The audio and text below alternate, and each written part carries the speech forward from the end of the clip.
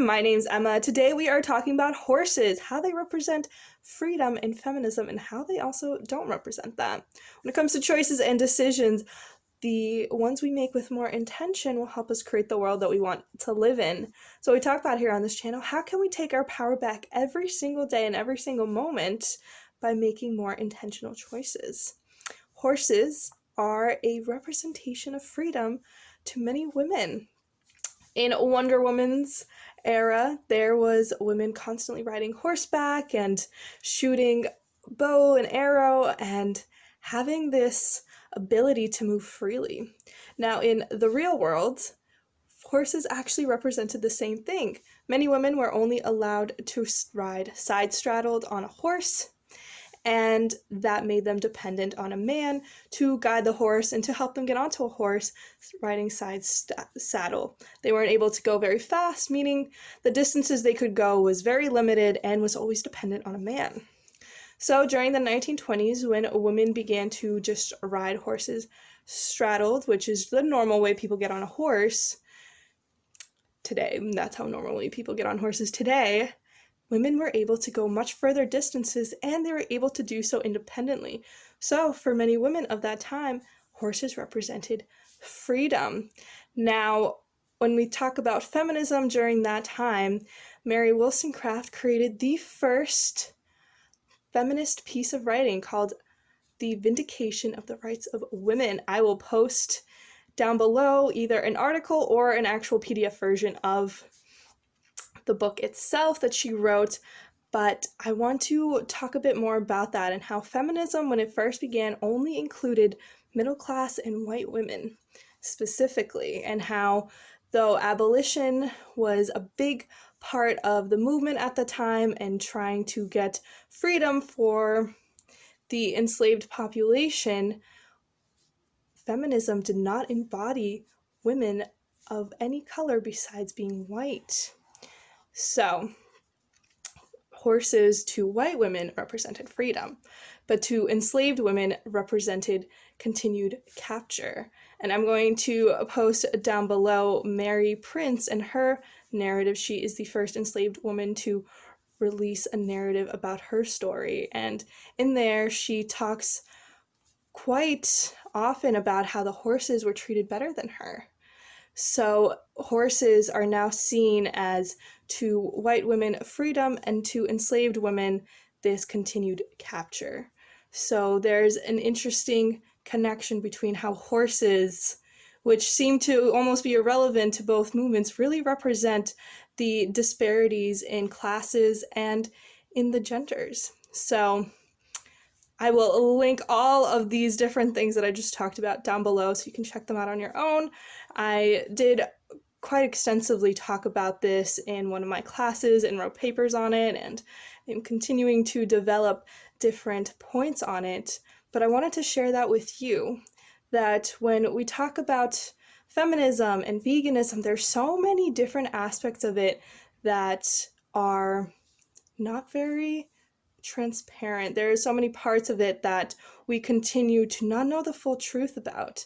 And at this point in time, feminism does include the equality of all women, and that is how it should have been for all that time, but it really did hinder the feminist movement because it didn't include all women, and it specified what a woman actually meant. That is what Mary Wollstonecraft did. She defined what a woman is, and she specified that it meant middle-class white women. You can check out down below on your own where she says that, but I want us to really take a moment right now and realize how many layers there are all over the world in regards to so many different topics that we talk about, which is why I will always say continue to seek different perspectives, because if we didn't understand the reasoning that people created the feminist movement, we don't fully understand how it is continuing today.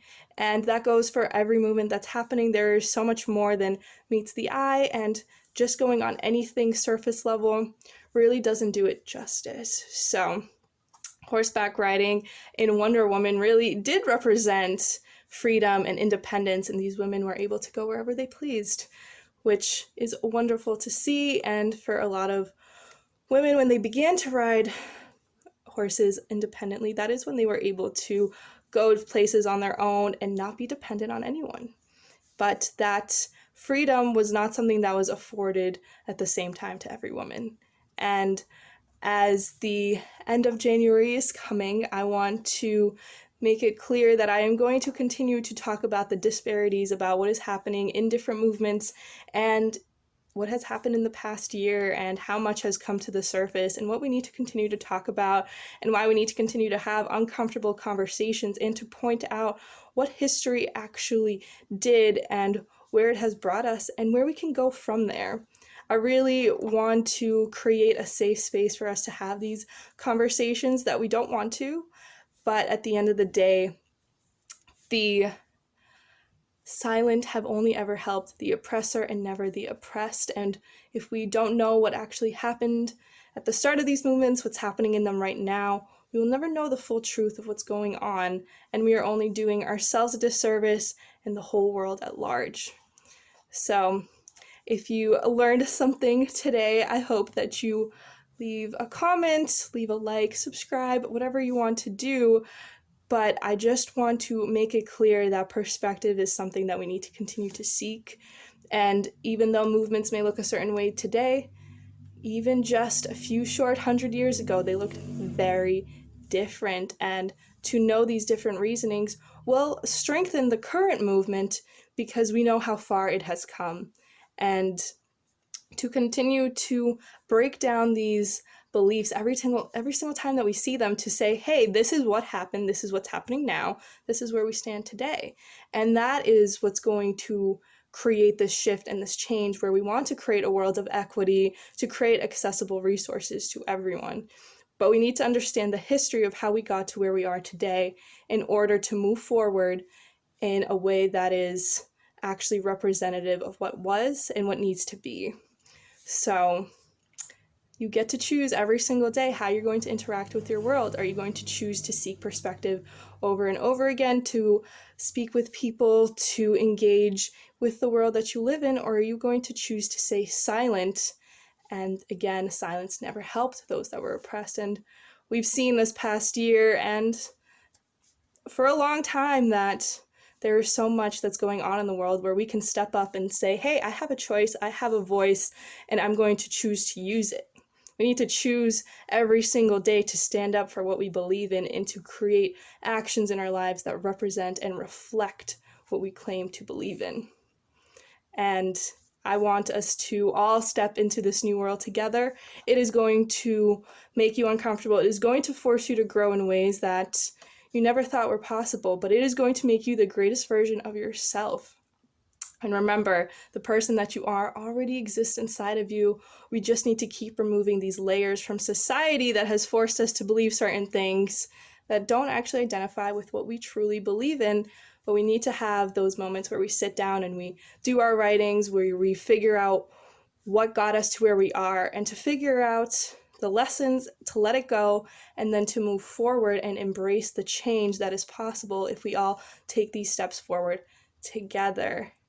So the choice is yours. It always has been. And I hope you got something out of this today. Hope to see you soon. But until then, I hope that you have an amazing day.